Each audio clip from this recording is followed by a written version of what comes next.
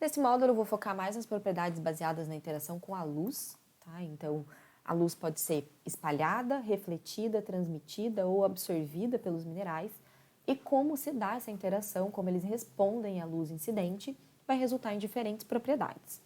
Tá? Começar pela diafaneidade, muitas vezes também chamada de transparência, mas o nome certo é diafaneidade, tá?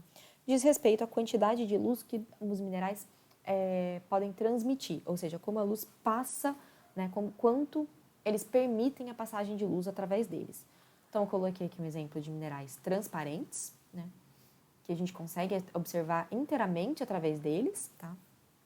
Translúcido, quando eles permitem a passagem de uma maneira difusa, né, ela é transmitida, mas não com muita clareza através dele, então a gente não consegue ver, muitas vezes a gente consegue ver o interior aqui do mineral, mas a gente não consegue ver através dele completamente. Tá?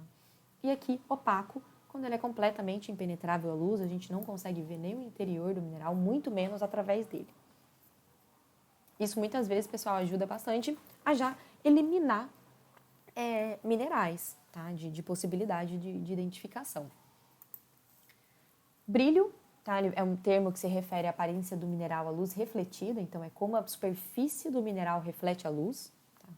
Uma classificação mais ampla divide em metálico, né? Que são aqueles que refletem a luz, ou seja, são geralmente opacos, e não metálicos. Tá? Geralmente eles transmitem a luz, nem que sejam parcialmente, através das suas bordas, e aí eles vão ser minerais transparentes a translúcidos, né? Já que eles transmitem a luz. O brilho metálico não tem muito o que falar, né? O brilho semelhante a dos metais, característico aí de minerais dominados por ligações metálicas ou parcialmente metálicas. Então vejam que brilho é controlado pelo tipo de ligação química que prevalece. Tá? Então, minerais de brilho metálico, geralmente, mas nem sempre, vão apresentar traço escuro. A gente vai ver o que é traço. Tá? É geralmente dos grupos metais nativos, sulfetos, óxidos. Tá? E os não metálicos não têm aparência de metal, né? Vão ser aí típico de minerais dominados por ligações iônicas ou covalentes. Geralmente possuem traço claro. Então vejam novamente, né, que é uma ligação, é uma propriedade controlada pelo tipo de ligação química. Então, metálico, né, como eu falei, é o característico de metais, não tem como descrever melhor, tá? As imagens falam por si só. E o não metálico. E aí, no não metálico, a gente vai ter uma outra série de termos usados na descrição. Começando pelo adamantino, é um brilho característico do diamante, mas não é exclusivo do diamante, apesar de o nome adamantino ser derivado de diamante, tá? Ele é esse brilho vivo, intenso, tá? Algumas pessoas descrevem aí como o fogo interno do mineral. Vejam como ele parece que ele tem uma fonte de luz própria, tá? Ele brilha muito. Minerais com brilho adamantino são minerais que brilham muito. Tá? Eu coloquei aqui um videozinho, vamos ver se ele vai passar, não entendo por que ele não passa. Tá? Aqui no caso, é o brilho, ele já está lapidado, né? Vejam aqui, né? Esse fogo que fala. Mas mesmo aqui, os minerais não lapidados, tá? A gente consegue ver esse intenso brilho. Isso porque minerais de brilho adamantino são minerais com alto índice de refração. Tá? Algumas granadas vão apresentar esse brilho adamantino, tá? Berilo, tem uma série de minerais. Brilho vítreo é um brilho característico do vidro, tá? Ele aparenta ser uma peça de vidro, tá? Quartzo, berilo, topázio, granada, vários minerais apresentam, tá? Vejam aqui essa reflexão intensa da luz, né? Ó. Então parece que a gente está olhando para uma peça de vidro, tá? Um copo. Geralmente ele está realçado aqui em faces bem cristalizadas, né? Faces planas, mas a gente consegue ver esse brilho mesmo em minerais não euédricos, tá? Perolado, tá? Esse brilho aqui iridescente, semelhante à madrepérola, tá? Eu coloquei aqui, né? Que é aquela substância também chamada de nácar, produzida no interior de conchas de alguns moluscos, tá? Que fica aqui esse aspecto iridescente aqui, né? De vários tons ao mesmo tempo. O mineral pode apresentar geralmente isso numa superfície de clivagem ou uma superfície de fratura, mas também pode ser característica do mineral mesmo, tá? De apresentar esse brilho perolado. Brilho graxo é que eu estou juntando um pouco alguns termos. O graxo, untuoso ou ceroso, tá? Para simplificar, estou juntando tudo num só, que é esse aspecto aqui. Parece que o mineral tá coberto por uma fina camada de óleo. Então, ele está com esse aspecto gorduroso, por isso untuoso, tá? Ou então ceroso, é mais esse caso aqui, né? O mineral parece uma cera.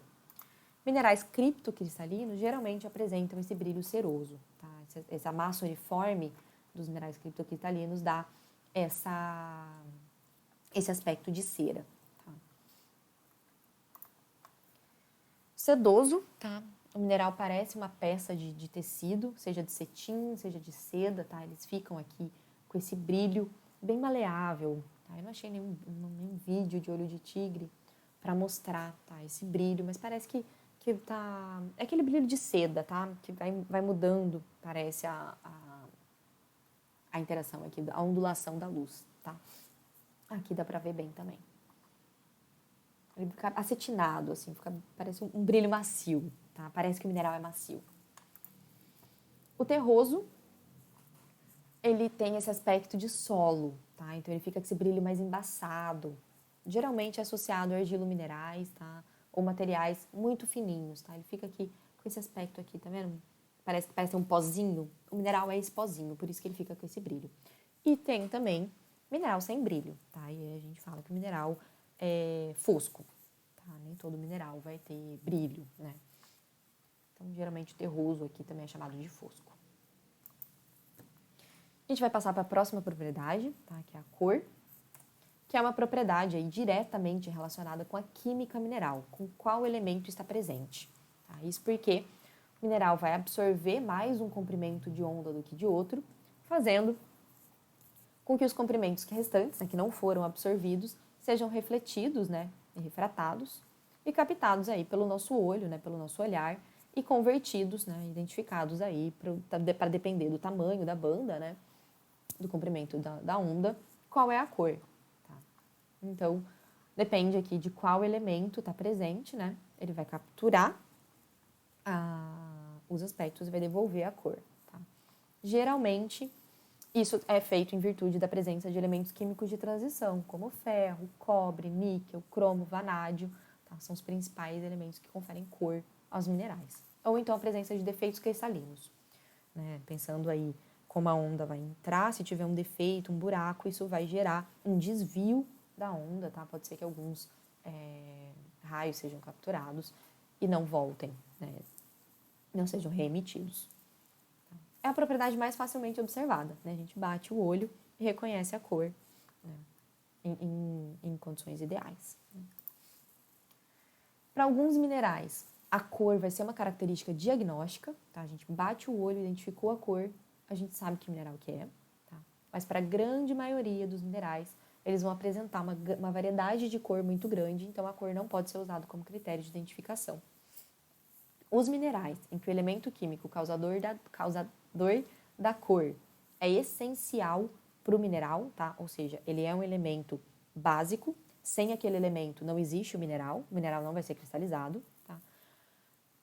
A cor pode ser usada como ferramenta diagnóstica, né? Porque eles vão apresentar sempre a mesma cor. É o caso aqui do cobre, tá? Por exemplo, da malaquita, carbonato de cobre. Como ela é um carbonato hidratado de cobre, se eu não tiver cobre, eu não tenho malaquita. E o cobre é o que confere a cor verde para o mineral. Tá? Então, a malaquita vai ser sempre da mesma cor, vai ser sempre esse verde. Tá? E esses minerais são chamados de minerais idiocromáticos. Eles não variam de cor e a cor pode ser usada, a cor é uma característica deles. Tá? Ela não varia. A mesma coisa aqui da turquesa, apesar dela variar, né, de um tom azul esverdeado ou verde azulado, é sempre a mesma faixa de cor, tá? Nunca vai variar muito. Tá? E aqui também o enxofre, amarelo do enxofre é característico. Tá? Geralmente, minerais com brilho metálico são idiocromáticos, mas não todos. Tá? A maioria dos minerais metálicos, a cor varia muito pouco, acaba sendo característica. Tá? Então, cinza chumbo da galena, cinza escuro quase preto da magnetita. Tá? Então, geralmente, minerais idiocromáticos são opacos. Os minerais, agora, que não apresentam uma cor própria, tá? que não apresentam a mesma cor em todas as amostras, ou seja, tem uma variabilidade de cor muito grande, são chamados de alocromáticos. Então, diferentes amostras de uma mesma espécie mineral podem ter diferentes cores, tá? Como no caso aqui da turmalina, né? Eu coloquei justamente um cristal aqui com diferentes cores. Essas cores são resultado da variabilidade química que esses minerais podem apresentar. Ou seja, a turmalina, se tem magnésio, se tem ferro, se tem lítio, manganês, alumínio, vai mudar a cor dela, tá? Mas se não tiver nenhum desses elementos, ela ainda é uma turmalina, tá? Então, vai depender dessas pequenas variabilidades químicas que os minerais podem apresentar. Tá? Isso porque os elementos que conferem cor não são elementos essenciais para a estrutura do mineral. É o caso aqui da fluorita, tá? Às vezes também, a cor pode mudar por conta de impureza. Tá? Se eu tenho uma impureza, uma pequena substituição de um elemento por outro, vai dar tonalidades diferentes, tá? Que é também aqui o caso do berilo. Berilo da esmeralda. Então vejam aqui. Verde é chamado de esmeralda, azul de água marinha, esse azul mais pro roxo, maxixe, bixbite, golden, heliodoro, tá? Morganita quando é rosa, goxenita quando é branco, tá? Então, vejam aqui essa grande variabilidade de cor, tá? Confere aqui a alocromaxia dos minerais, tá? Minerais apresentam variações de cores, tá? E são aspectos anômalos, geralmente, relativos à coloração dos minerais. Eles podem ser devidos à impureza, como acabei de falar para vocês, inclusões de outros minerais, tá? Descontinuidades estruturais, valores anômalos do índice de refração, tá? Que são aí defeitos cristalinos, ou qualquer outra particularidade da estrutura cristalina. Dessas anomalias vão surgir feições que muitas vezes servem como propriedades diagnósticas, tá? Como o caso aí da iridescência, do pleocroísmo, mas muitas vezes essas variações de cores só agregam valor, tá? Ou diminuem o valor das peças de coleção. Mas também ajudam a identificar alguns minerais, tá? Como eu falei, algumas são feições diagnósticas. Começando aí pela iridescência, tá? Quando o mineral exibe uma série de cores espectrais, é o que a gente está vendo aqui, né? No interior do cristal e aqui na superfície, né? Então, isso pode ocorrer no interior devido a fraturas, que vai mudar a direção da luz, né? Pode ser que acabe também formando aí que a prisma, né? Que decomponha os raios, tá? Ou então, ocorre na superfície devido à presença de alguma película, algum revestimento fino aí de oxidação ou alteração do mineral. É bem comum em sulfeto, tá? Como é o caso da bornita, que é esse mineral aqui, e da calcopirita. Nesse caso, eles acabam ajudando muito a identificar o mineral. Você bater o olho, ver essas cores espectrais aqui no mineral metálico, né, a cor original aqui para um amarelo ou marrom, a gente sabe que é bornita. Tá?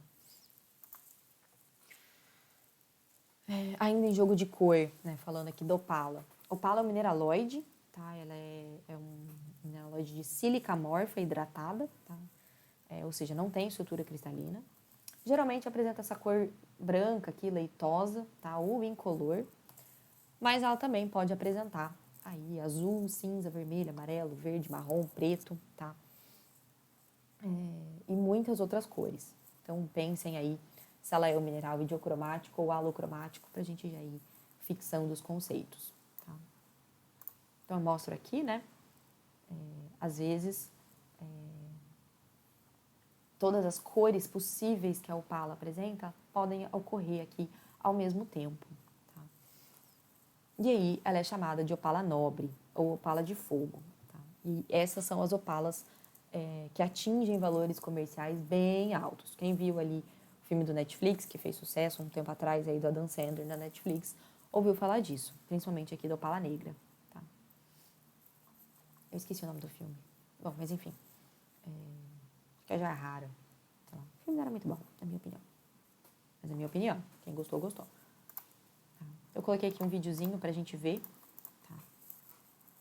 Essa opala de fogo, né? Ou opala preciosa, tá? Que muitas dessas cores são apresentadas simultaneamente, tá? Então, ele apresenta o azul, o amarelo, o laranja, o verde, tá? Isso que é o jogo de cor, tá? Isso aqui é em decorrência da interferência e difração da luz, conforme ela passa aqui por aberturas irregulares dentro desse cristal, desse mineral, na verdade, mineraloide, na verdade. Tá? A opala ela é formada por essas esferas de cristobalita, tá? E sílica amorfa. Cristobalita é o nome de um tipo de sílica amorfa, tá? Estão dispostas aqui, tá? Entre elas a água, o ar ou gel de sílica.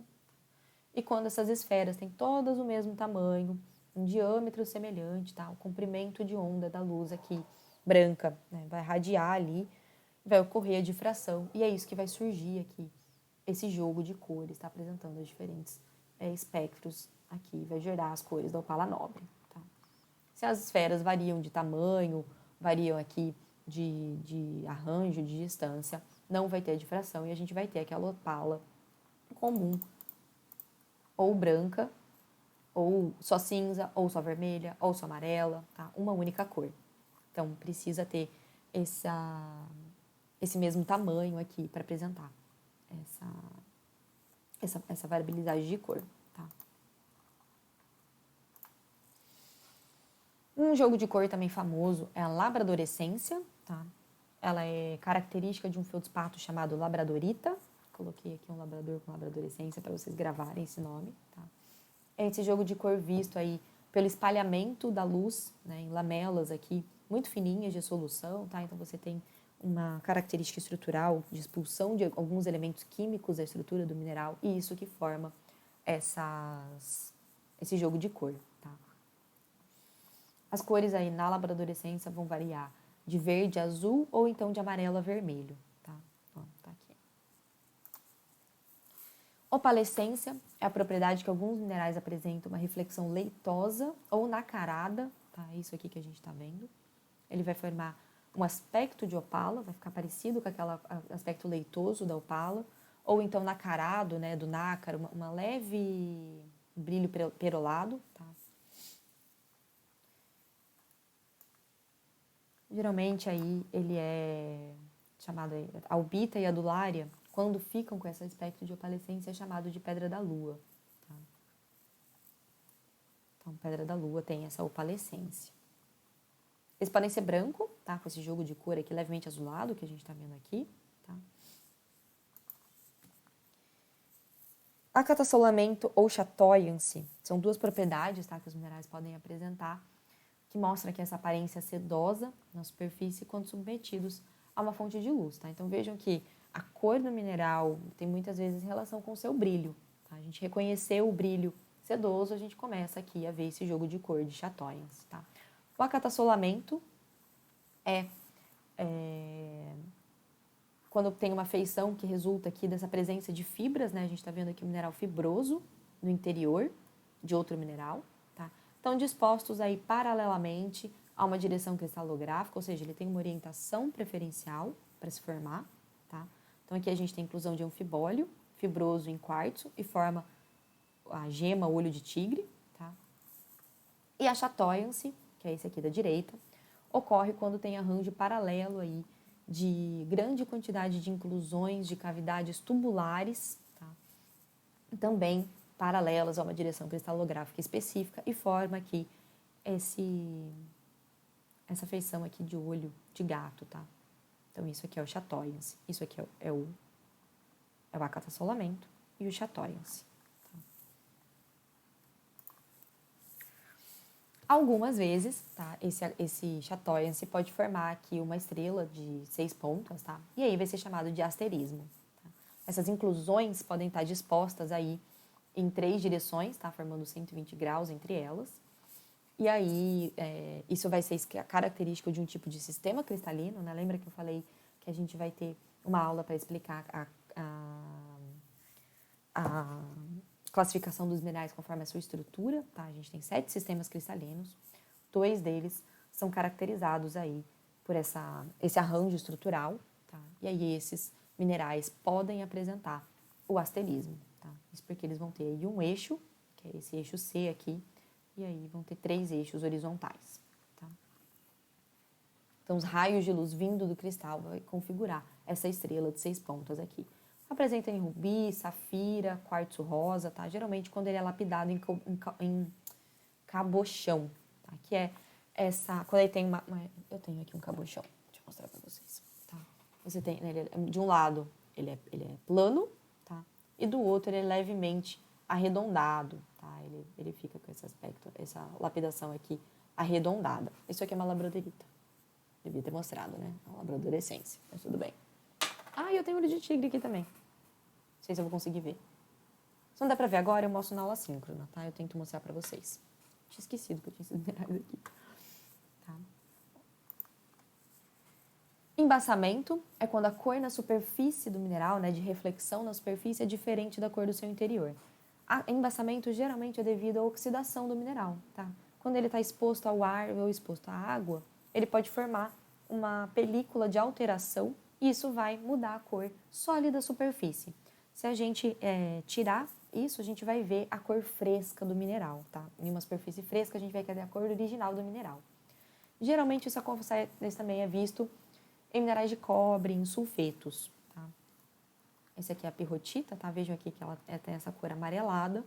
Se ela fica muito tempo exposta, isso vai oxidando, tá? Vai mudando aí, vai reagindo e ela vai ficar com esse aspecto cinza. Então, novamente, uma coisa importante, né? Para a gente descrever um mineral, a gente tem que sempre analisar uma superfície fresca, tá? Uma superfície não alterada. Porque se a gente está vendo uma superfície alterada, a gente não está mais vendo o mineral original, a gente vai estar vendo as características dessa substância que está recobrindo o mineral. Tá? A iridescência, que eu falei antes, pode ser um resultado de embaçamento. Tá?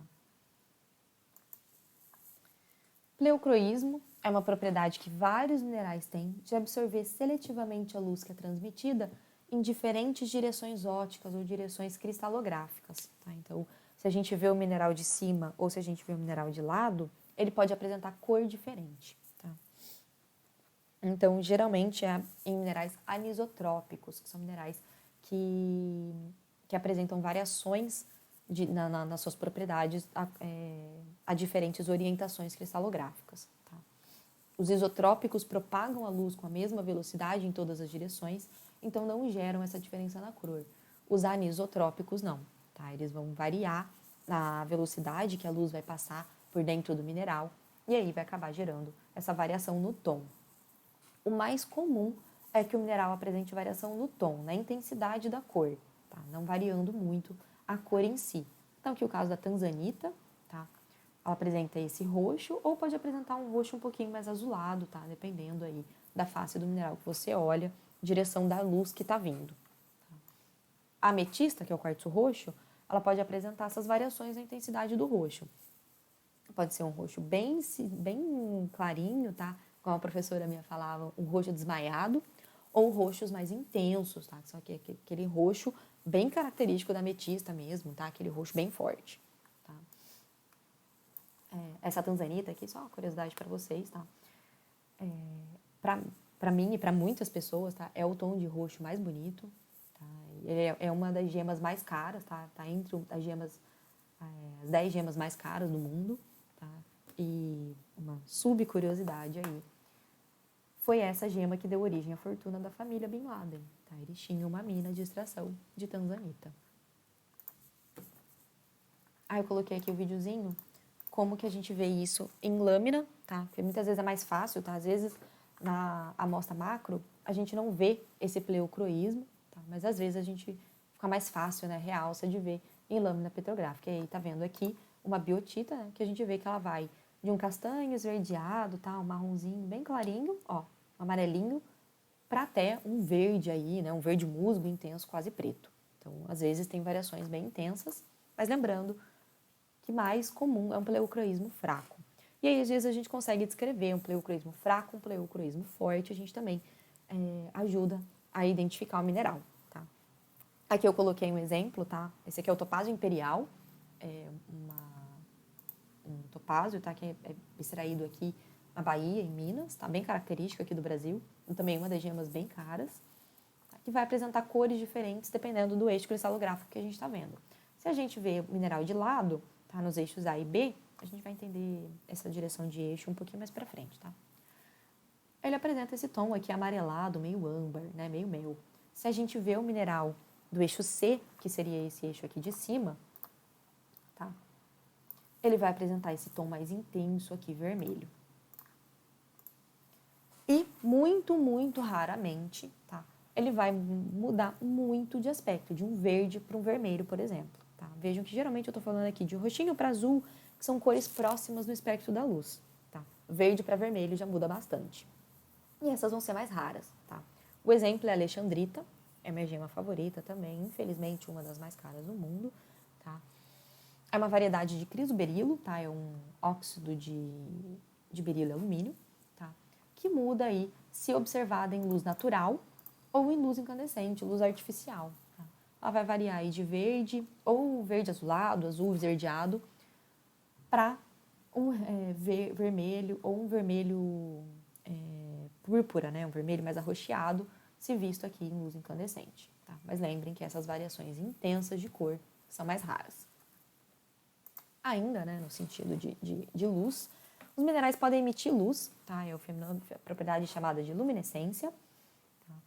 E essa propriedade, né, essa luminescência, não é resultado direto da incandescência, né, que é a radiação eletromagnética por um corpo sobre alta temperatura. Então, não é quando eu estou aquecendo o mineral, estou fundindo o mineral. Tá? E ele pode ser formado por várias maneiras. Na maioria dos casos é muito fraca, tá? E ela é observada somente no escuro, mas em outras vezes acaba sendo mais intensa, tá? E ajuda a gente a identificar o mineral. Então, para começar, a fluorescência e a fosforescência. A fluorescência é o fenômeno em que o mineral se torna luminescente, né? Ele emite luz durante a exposição à luz ultravioleta, tá? Raio-x ou raios catódicos. Tá? Fluorescência é derivado do mineral fluorita, que apresenta essa propriedade, assim como o diamante, assim como a calcita. Tá? Então, aqui é uma foto da fluorita, tá? Enquanto está aqui excitada por luzes ultravioletas. Tá? E aqui também está a sodalita, tá? É um feldspatóide, reage aqui com a luz ultravioleta e fica com essa cor dourada aí, né, semelhante. Parece que o mineral acende, né? Parece que o mineral está emitindo luz própria, tá? Nem todas as espécies de um mesmo mineral podem apresentar essa propriedade, tá? Ela vai ser geralmente derivada da presença de matéria orgânica ou íons de elementos de terras raras, tá? Então, fluorescência é uma propriedade que pode estar presente no mineral, tá? Depende da variabilidade química, tá? Fosforescência é o fenômeno onde a luminescência perdura após a interrupção dos raios excitantes. Como a gente está vendo aqui no videozinho, ó, enquanto a pessoa, né, direciona a luz ultravioleta para o mineral, ele apresenta a fluorescência. Quando ela tira, ele não apresenta. A fosforescência é quando essa excitação dos elétrons, né, que estão emitindo a luz, quando eles voltam para o seu estado de menor energia, perdura. Tá? Geralmente essa propriedade é usada na prospecção mineral, na busca por minerais, tá, de minério. O exemplo que eu trouxe aqui para vocês é a eucriptita, tá? É um silicato de lítio e alumínio, tá? Que tem aí, né, sob a luz branca, ela é muito parecida com quartzo, com feldspato. Opa, tá? Que é o que a gente está vendo aqui. Tá? E quando ela é excitada, tá, pela luz ultravioleta, sua fluorescência rosa aqui aparece, tá? E quando a gente tira, né, para de excitar os elétrons, essa emissão de luz continua, então ela é uma fosforescência. Triboluminescência é o fenômeno no qual alguns minerais tornam-se luminosos ao serem esmagados, riscados ou esfregados, tá? Então você atrita um mineral no outro, ele vai apagar a luz, ele vai ficar mais fácil de ver, tá? Ó, eles emitem essa luz. É relativamente comum, tá? 50% dos materiais cristalinos apresentam essa propriedade, então não ajuda muito. O que ele está mostrando aqui no vídeo é o quartzo leitoso, tá? Vejam aqui é um quartzo branco, tá? Mas feldspato, calcita, fluorita, esfalerita, lepidolita, tá? Uma gama gigantesca aí de minerais apresenta. Não ajuda muito, né? Termoluminescência é a luz visível inicial, geralmente tênue, tá? Aparece aí uma temperatura entre 50 e 100 graus. Cessa usualmente de ser emitida a temperaturas superiores a 475 graus. Então, muitas vezes não é uma temperatura para fundir mineral, tá? Vejam que ela é diferente.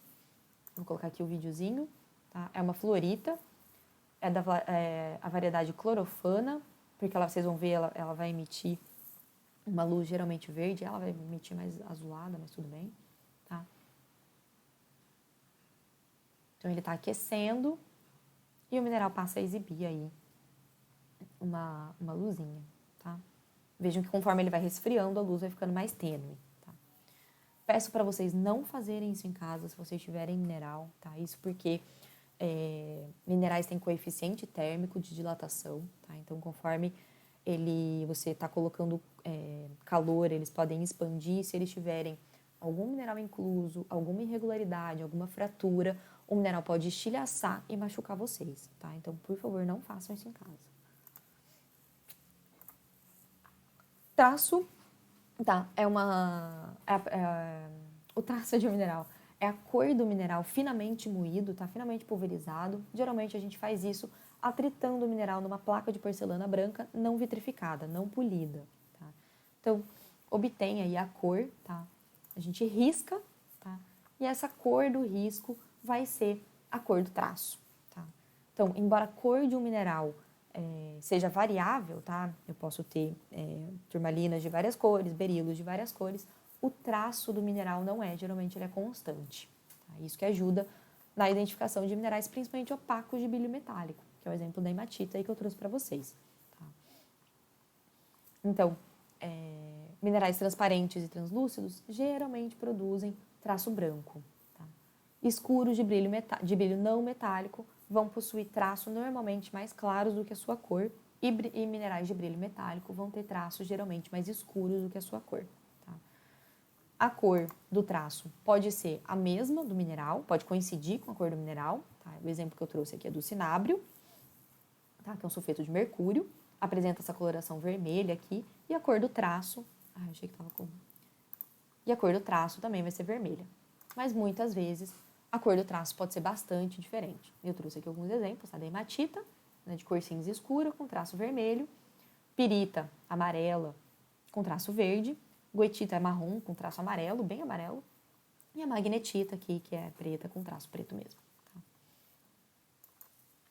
Como eu falei, né, ela é muito útil para identificar minerais opacos, tá, de brilho metálico. Então, eu coloquei aqui uma hematita e uma magnetita, ambas de cor cinza, né, meio preto, brilho metálico. Pelo hábito, a gente não consegue distinguir, né?